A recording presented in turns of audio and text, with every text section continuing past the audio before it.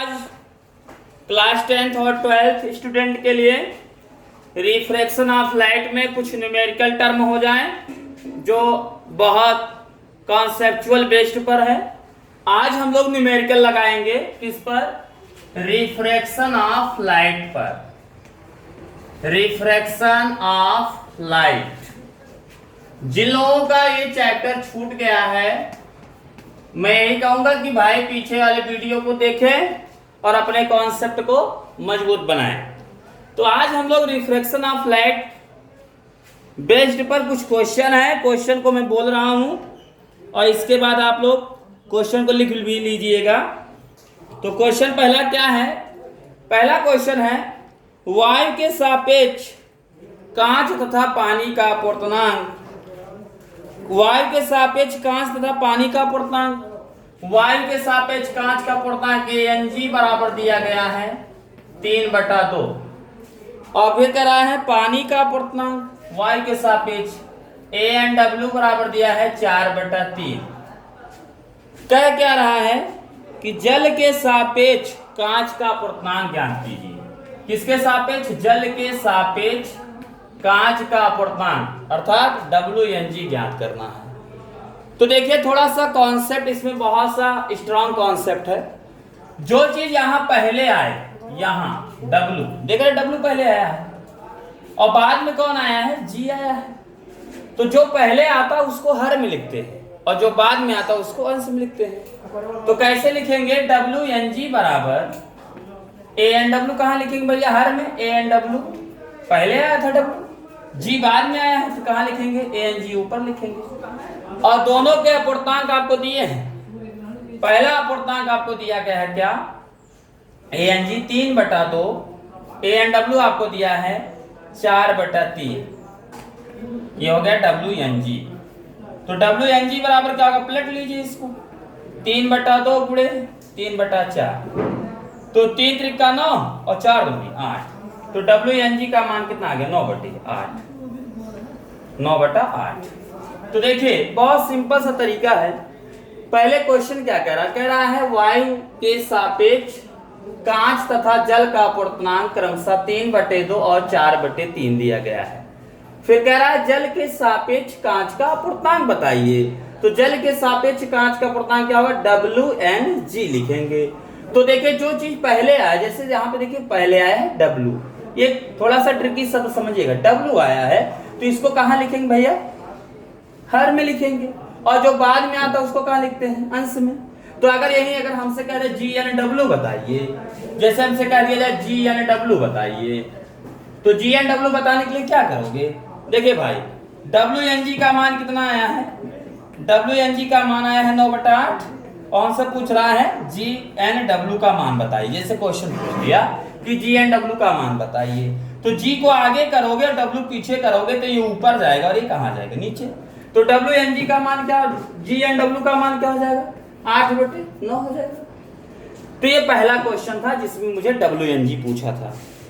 और फिर कह रहा है यदि कांच में प्रकाश की चाल, यदि कांच में प्रकाश की चाल, कांच में प्रकाश की चाल आपको दिया गया है V बराबर 2 × 10⁸ मीटर प्रति सेकेंड।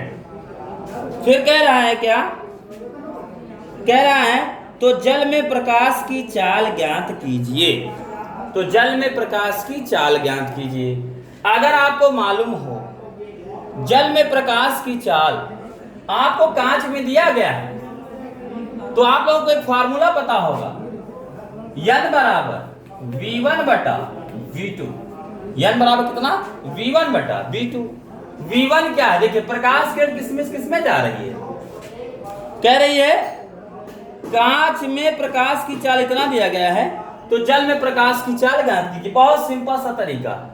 तो यहां पर देखिए प्रकाश की किरण है वो कांच से जल में जा रही है, तो इसका मतलब क्या हुआ?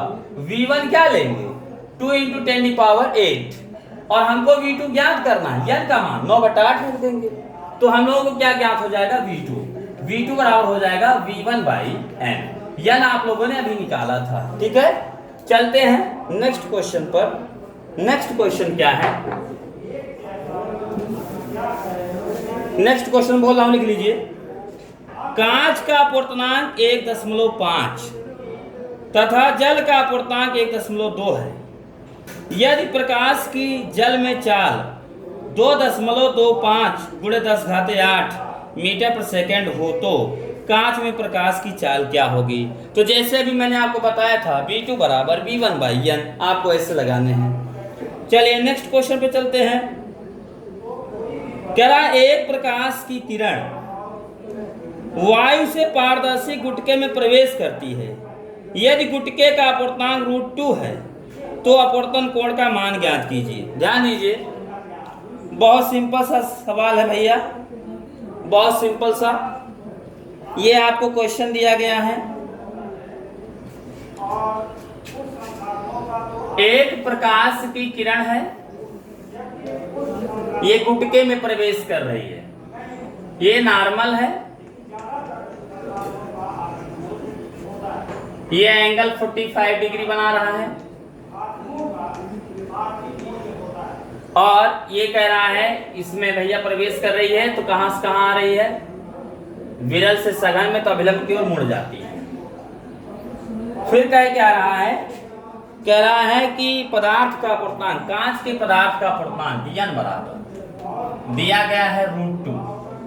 तो मुझसे कह रहा है R ज्ञात कीजिए। ये फार्मूला देखिए भाई, अपवर्तन कोण का मान I हमको दिया गया, I कितना भाई? 45 डिग्री। तो हमको R ज्ञात करना। सॉल्यूशन देखिए इसका। तो आप जानते हैं जहां अपवर्तन होता वहां स्नेल का नियम लगाते हैं। तो N बराबर क्या लिखेंगे बोलो? N बराबर sin I upon sin R। N बराबर sin I upon sin R। N का मान कितना है? √2 है। sin I का मान 45 degree upon sin R।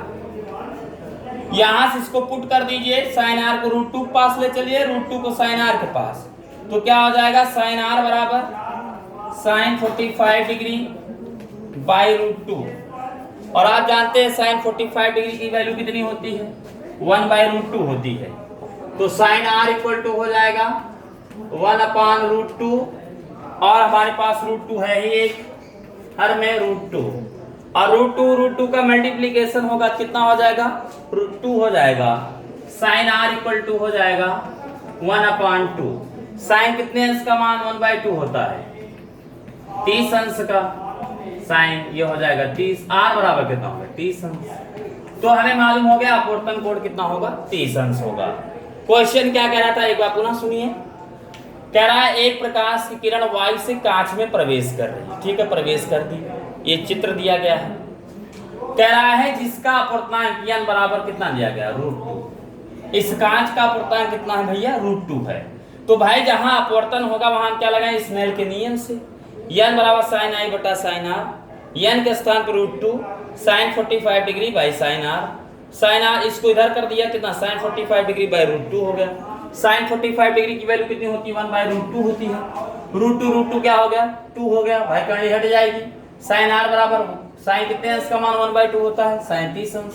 R बराबर कितना हो गया? 30 अंश। चलिए ऐसे नेक्स्ट क्वेश्चन पे चलते हैं, इसको मिटाते हैं।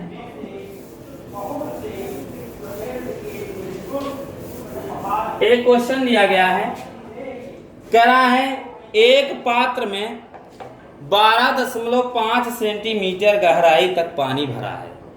मतलब कोई पात्र है, ये कोई पात्र है जिसमें कह रहा है कि 12.5 सेंटीमीटर गहराई तक पानी भरा है। यहां तक 12.5 सेंटीमीटर तक क्या भरा है? पानी भरा है।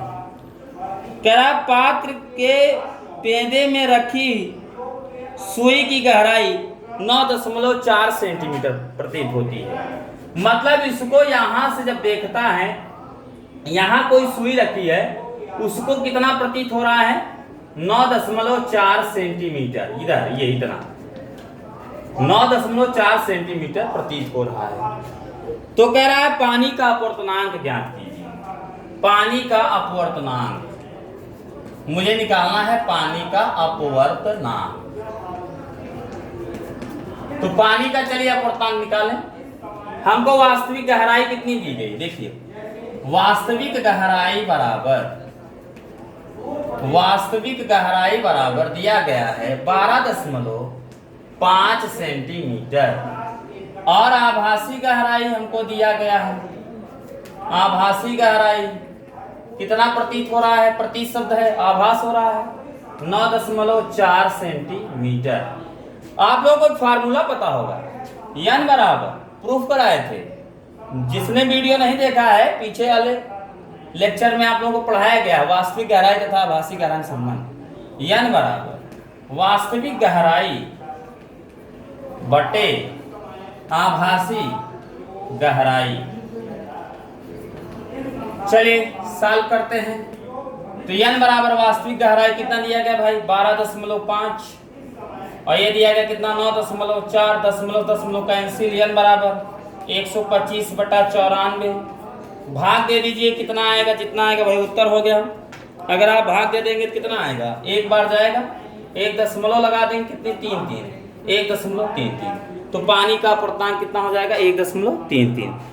इसको नोट करिए। अगला क्वेश्चन देखिए, इसको नोट कर लीजिए। और आपके पास जितने भी इस टाइप के क्वेश्चन होंगे, किताब होगा आपके पास, लगाते रहिए। चलते हैं, इसको मिटाते हैं। अगला क्वेश्चन दिया है, कह रहा है एक तालाब में 1.3 अपूर्णांक का द्रव भरा है। तो n बराबर कितना 1.3, n कितना दिया गया 1.3। इसकी तली में रखी वस्तु की आभासी गहराई आपको दिया गया है, कह रहा है 7.7 सेंटीमीटर, 7.7 सेंटीमीटर। फिर कह रहा है द्रव की वास्तविक गहराई क्या है। क्वेश्चन कह रहा है द्रव की वास्तविक गहराई क्या है, द्रव की वास्तविक गहराई बताइए, क्वेश्चन मार्क। तो n बराबर फार्मूला आपके पास, n बराबर क्या होता है वास्तविक गहराई अपॉन आभासी गहराई। अब देखिए हमको निकालना क्या है वास्तविक गहराई, तो वास्तविक गहराई यहां से अकेला कर लीजिए, इसका गुणा इसमें हो जाएगा। तो इम्प्लाइड एट देखिए वास्तविक गहराई बराबर लिख सकते हैं n गुणे आभासी गहराई।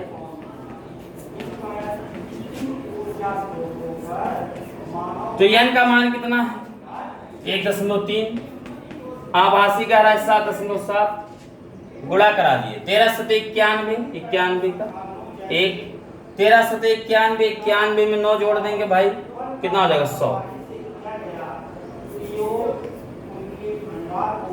और कितने अंक के बाद 1 2 अंक के बाद 10.01 सेंटीमीटर। ये आपका भैया क्या हो गया आंसर। क्वेश्चन क्या कह रहा था, कह रहा है एक तालाब है जिसमें 1.3 अपूर्णांक का द्रव भरा है, जिसकी आभासी गहराई 7.7 सेंटीमीटर दी गई है, और कह रहा है उसकी द्रव की वास्तविक गहराई बताइए। तो n बराबर फार्मूला क्या लगाओगे, n बराबर वास्तविक गहराई बटे आभासी गहराई। वास्तविक गहराई बराबर n गुणे आभासी गहराई। आप देखिए n का मान 1.3 गुणे 7.7 गुणा करा देंगे 10.01 सेंटीमीटर। आज के लिए बच्चों इतना ही।